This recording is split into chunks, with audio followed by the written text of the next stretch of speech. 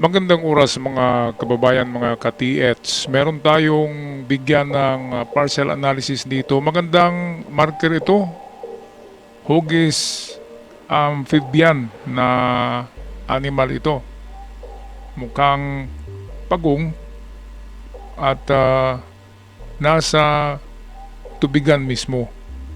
So ito yung ating bigyan ng parcel analysis kung saan pwedeng matagpuan ng item. At bago tayo magpatuloy, of course, shout out muna tayo sa lahat ng ating mga katiet. Alright, shout out tayo kina Vince. Shout out kay Ian Lloyd Dalisay, June Talks. Shout out kay Golden Nature, kay Renel Lomoliho, Jero Mendoza, Nelson Datang. Shout out din kay Bong RL.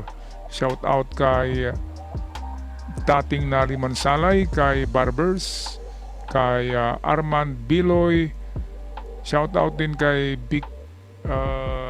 Domiciano Alfanti, kay Victoriano Rondes, kay Arnoldis Cala, and also shout out kay Mark Jonas Espra, Nestor Garcia, and lastly shout out tayo kina Jazz Pascual, kay John Villanueva, kay Ruel Bete, at kay Joel Bravo Labustro, at sa mga hindi nabanggit na pangalan, shout out sa lahat. Tayo na ngayon magpatuloy sa ating partial analysis. Okay, atin mo na balikan ang video mismo ni Katiats at pakinggan ang kanyang mga sinabi tungkol sa video.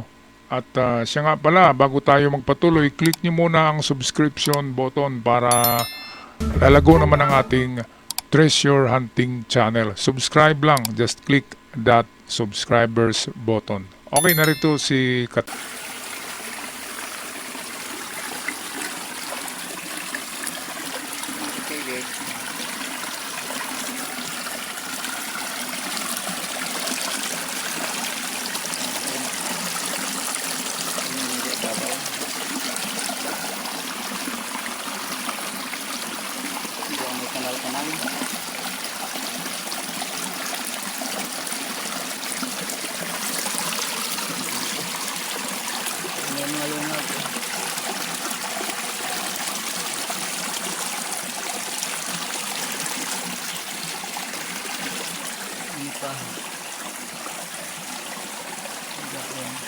ini amura man nag-inisip eh.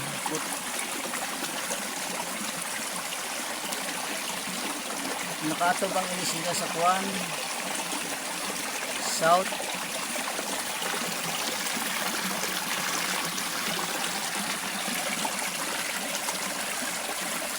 ini pa uman ini sila na marka siki, aro yang kasabot siki bagan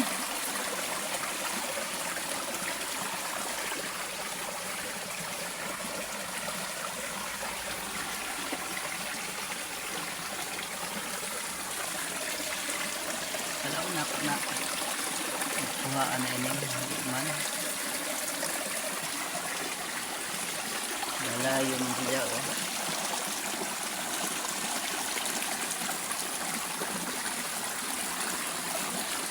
Haman ang kuwanan ini deposito nagdaon man it's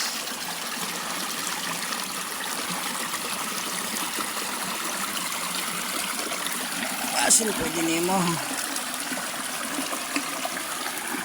palaw na ako si Jakuan barko o rubber boat bagan palaka man ini o ano kaya ako kasabot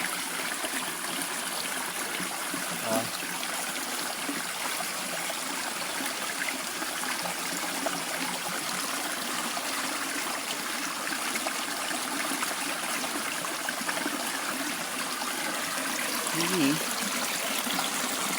dicari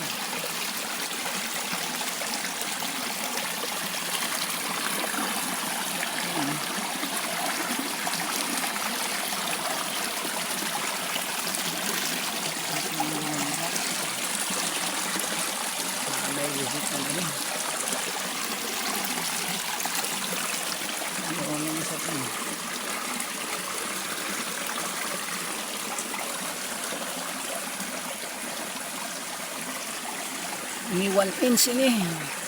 Layom. Ano ba raman?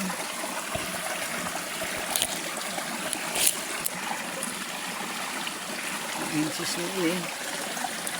Ini 5 inches.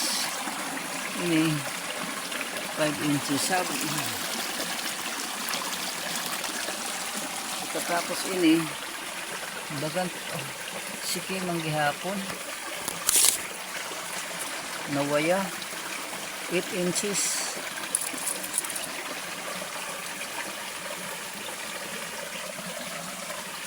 Ini 5 ka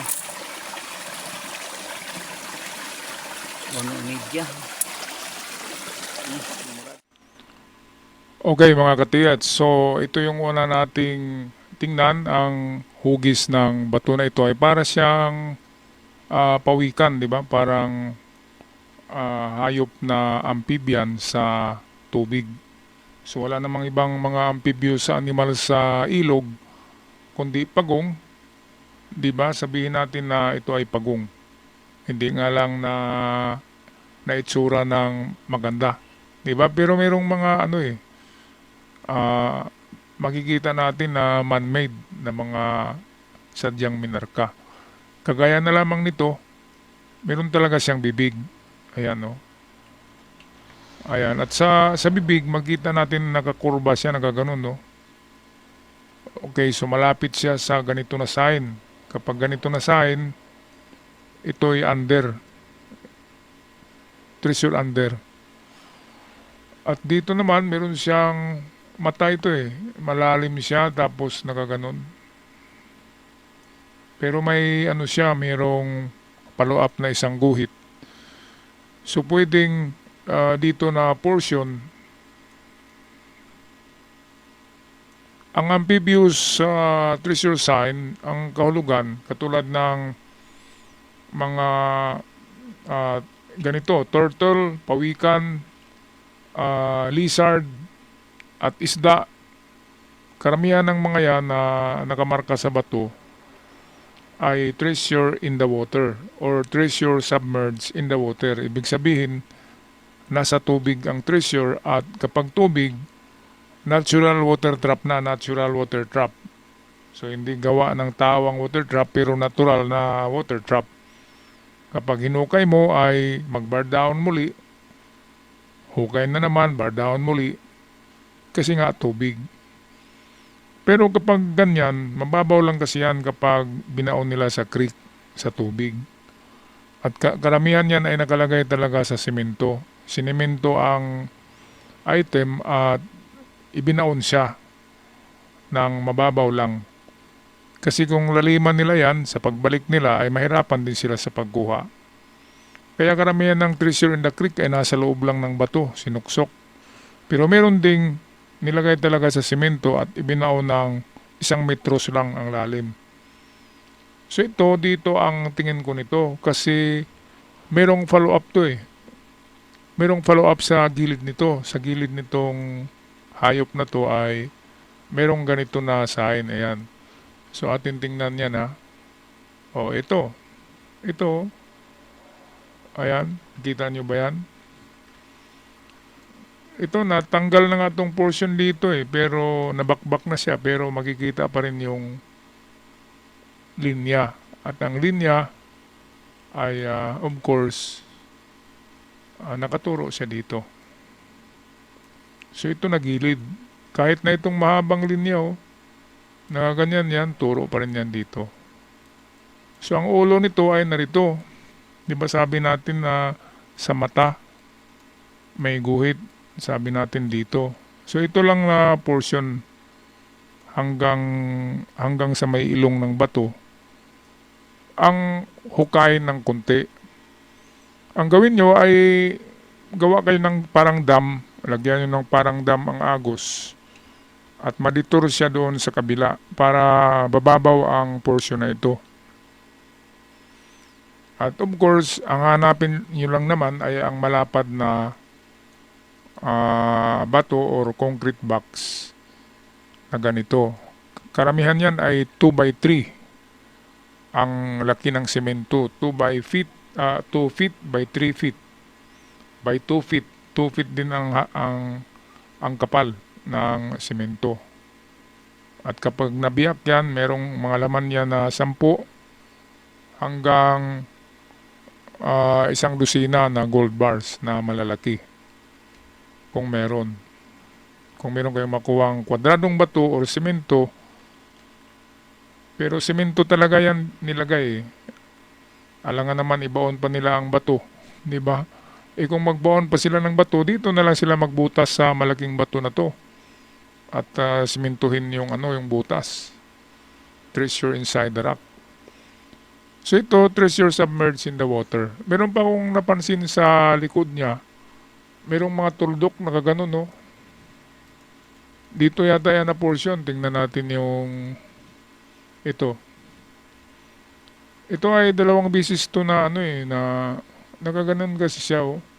Kung i-connect natin yung mga dot, nakaganon siya. Ayan, pwede ring nakakurba siya, nakaganon. And then dito at saka doon. So ang hugis ay ganito kapag i-connect. So ang kahulugan yan ay dito pa rin yan na side. So narito ang may guhit na pababa. So malapit lang talaga. So dito na side. At sa itaas nito, meron ditong mga butas na nagaganito. Naka letter C. So ganun din ang tinuturo ay ito na portion. So yan lang aking nakita dyan mga ka-TH na pwede yung hukayin ang gilid niya ng mababaw lang.